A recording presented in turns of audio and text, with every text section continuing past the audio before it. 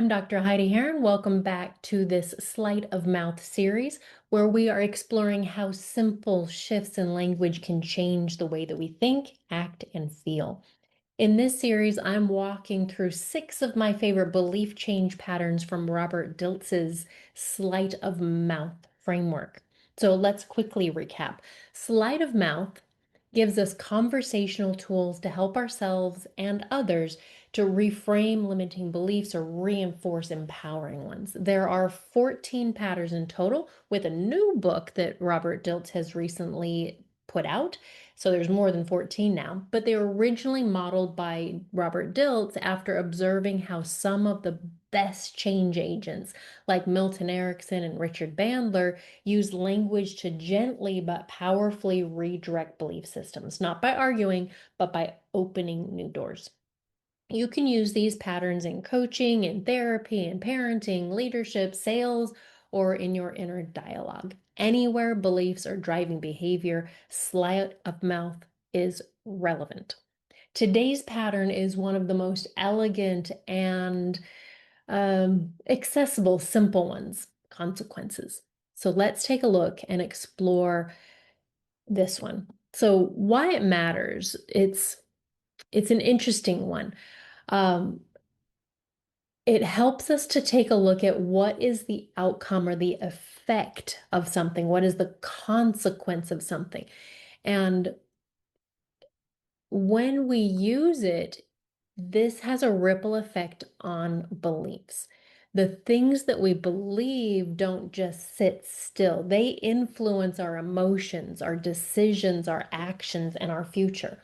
And the consequence pattern helps someone to see where their beliefs are taking them and whether it's actually where they want to go. It's like a fast forward button for thinking. If I believe X, what happens next? And what happens after that? Sometimes just seeing the path ahead is enough to spark a shift.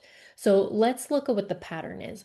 The consequent sleight of mouth pattern invites someone to consider the implications of a belief, to follow it forward and notice the outcomes it creates. It works in 2 ways. You can use it to reframe a limiting belief by pointing out its downside or reinforce an empowering belief by highlighting its benefits. So if someone were to say, I have to do everything myself, you might say, sure. And if you keep that up, how long before you burn out completely? That's a consequence reframe. Or if someone says, I've started trusting myself more. Nice one. You might respond and say yes. And imagine what kind of decisions you'll make from that space. What kind of life opens up when you trust, when that trust deepens. That's reinforcing it. Let's talk a little bit about how to use it. We start by listening for a belief, especially one that sounds limiting, heavy, or absolute. And then ask, if you keep believing that, what are the likely results? Or where is this belief taking you? And it's not necessarily asking it externally, it's more internally. It's not about being harsh, it's about being curious. Think of it like gently holding up a mirror that shows the next few chapters of the story and asking, is this the story that you want to keep writing? It works especially well when someone is stuck in a loop, when they're repeating a belief that clearly isn't serving them and they haven't considered what it's costing them. And again, it works beautifully to deepen commitment when someone shares a new belief that's helpful. Reinforcing with a consequence sounds like that belief can change everything. Can you already see where it's leading you? Imagine a belief is like programming, coordinating into a GPS, into my phone, my map. The consequence pattern lets somebody preview the destination. And if they don't like where they're headed, it's time to change the coordinates. If they do like it, great, let's accelerate. What if you use this pattern in coaching conversations or just your own internal self-talk?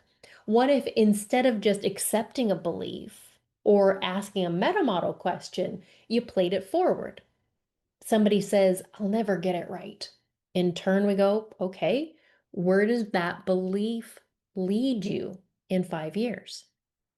If someone says, I'm not ready, and if you wait another year, how does that impact your momentum or your confidence? Maybe someone says, I'm doing this for me now. We can respond, beautiful.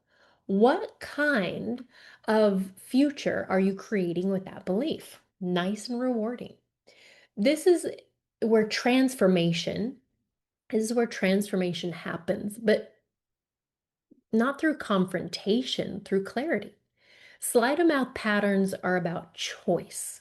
The consequence pattern hands the steering wheel back to the person and says, hey, you get to decide if this road leads where you want to go. I like that. Choice and wholeness.